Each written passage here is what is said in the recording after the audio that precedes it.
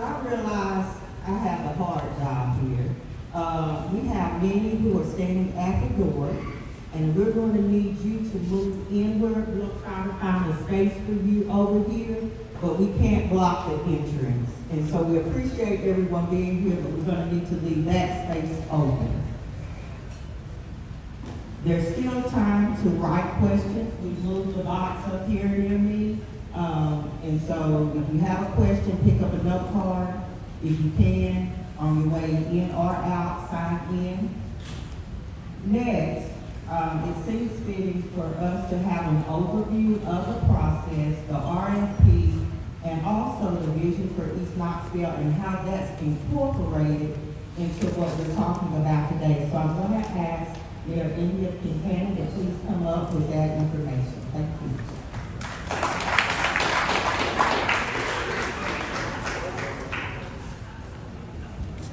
Thank you, Tanisha, and thank you, Councilmember McKenzie, for calling this meeting. I just want to start by thanking all of you for being here.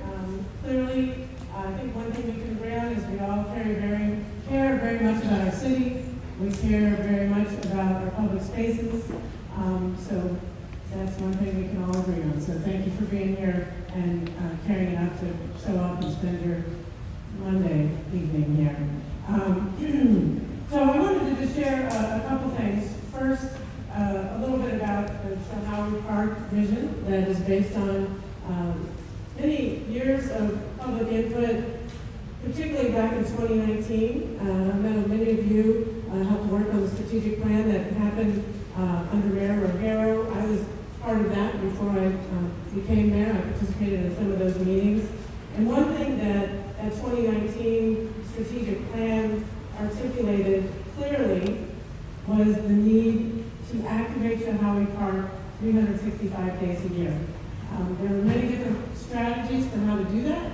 Some of it was to just plan the better use of the Jacob building, to make sure that Zoo Knoxville had a long-term master plan. There was definitely a call for more green space and passive park space. And there was also a call, a priority for that for active recreational facilities, for more structured and programmed activities. So that is the basis for some of the proposals that have been developed since that time. As you all know, council approved the lease for the Muse to move into the Jacob building. I see some people from the Muse here, or people who enjoy the Muse, so we're very excited to let them expand in their space, and that will be a great community asset. I do want to just, I'm not going to go into the details, but for those of you who want to get into the nitty-gritty details, we did provide, there's a handout over there on the table that shows, it's just a excerpt of the RFP that went out that talks about the statement of intent, the goals and vision for the project site, and then the project timeline. So it's been several years in the making, and I just want to say that while I think there was a robust process of community input, and I know Councilmember McKenzie was part of that, many strong and commendable and longtime leaders of the East Knoxville community were part of that, including Mayor Dan Brown, who's here, Reverend Harold Middlebrook, who's here, Cynthia Finch, other neighbors and community members. I readily admit that we needed to do more listening and a broader community-wide meeting, so thank you for being part of that process today. But if you want to know a little bit more about the process, it was a public RFP. It was responsive to what we heard from the Chilhowee Park strategic planning process.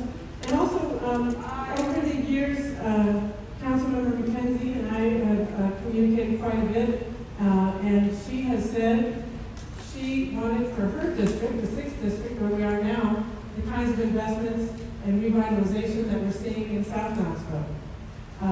We also, those of you who had a chance to see the transformational efforts of the Emerald Youth Foundation in Lonsdale, that complements other community work in that community.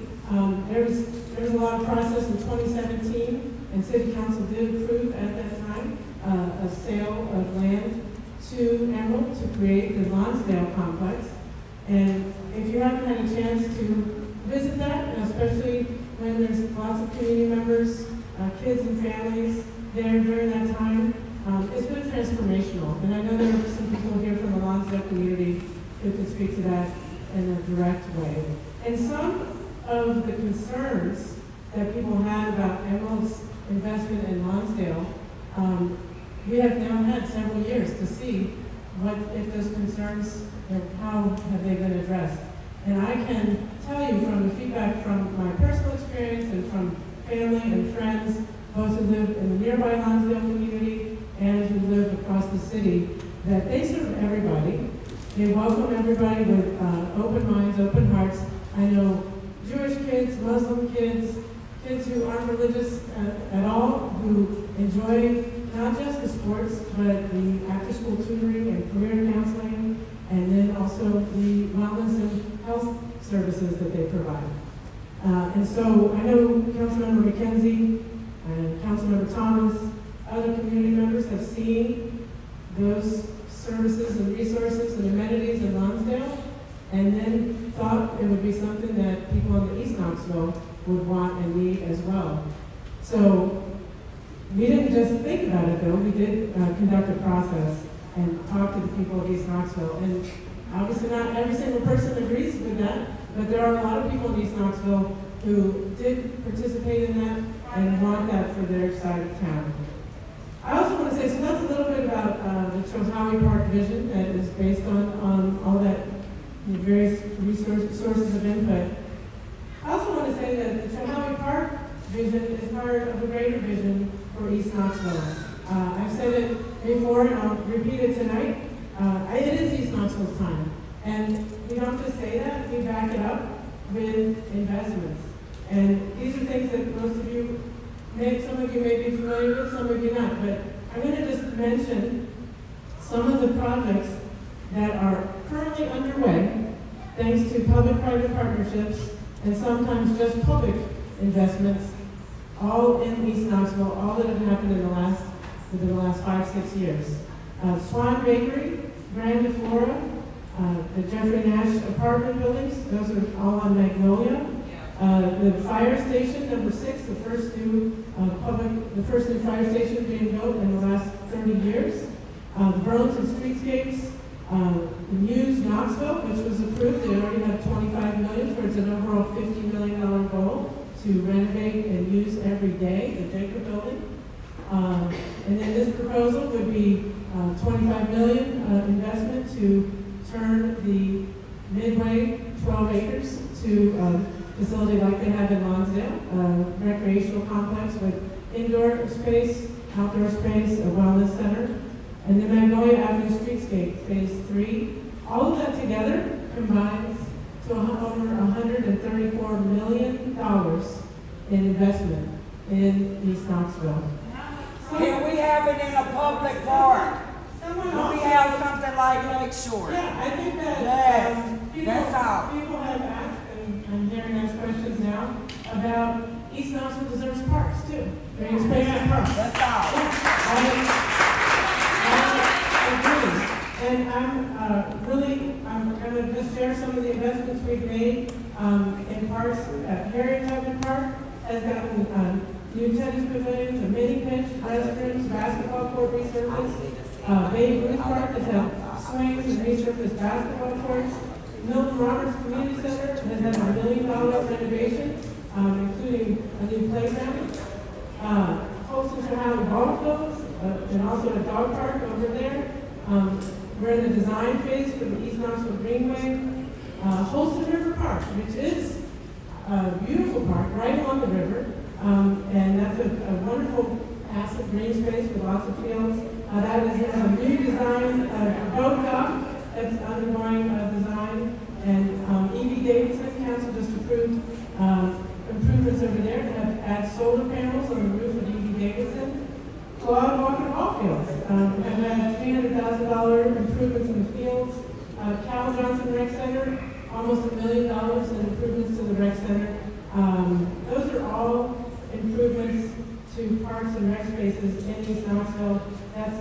include investments in Williams Creek Golf Course. Not all parts of town have a public golf course, but 6th District does. Paul Hope Park has had new fitness equipment. We've also invested both capital and operating dollars in the Knoxville Botanical Gardens, which is privately owned but city supported. Let's see. I forgot Morningside Park.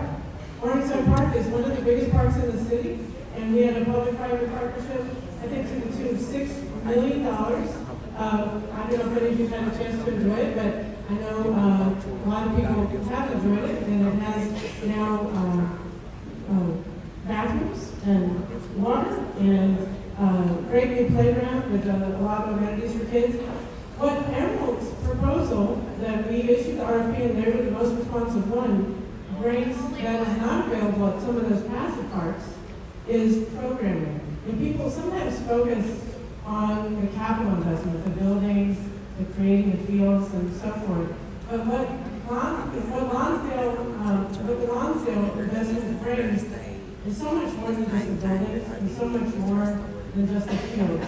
It's the coaches, it's the tutoring, it's the counseling, it's the programming and ongoing operation, the security, the custodial. That's what would be unique about this proposal that is one of the things we're considering tonight. Those things are already happening in our city. I want to also just end by saying that I know that not every has I already know this is a waste of my time.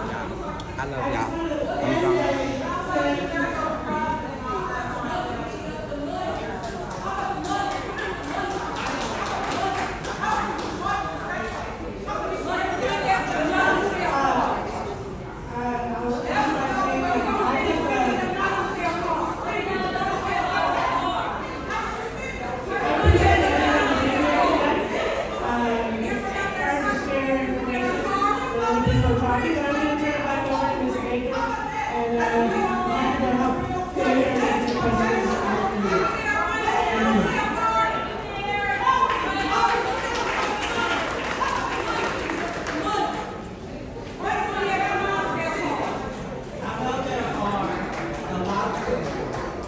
And so we're going to get to those questions. So let me say this. I'm here like many of you because I love these people. And we are here with purpose and passion. And because of that, emotions may get escalated. But what I believe, what I have experienced, is that we can operate through that love with dignity and respect. You can say what you need to say. Nobody's filtering that. But we want to hear from everybody. And regardless of where you stand, we are a community. And as Reverend Renee shared, we are able to unite together. And I do believe that two rights can exist in the same time. So we're going to move forward so that we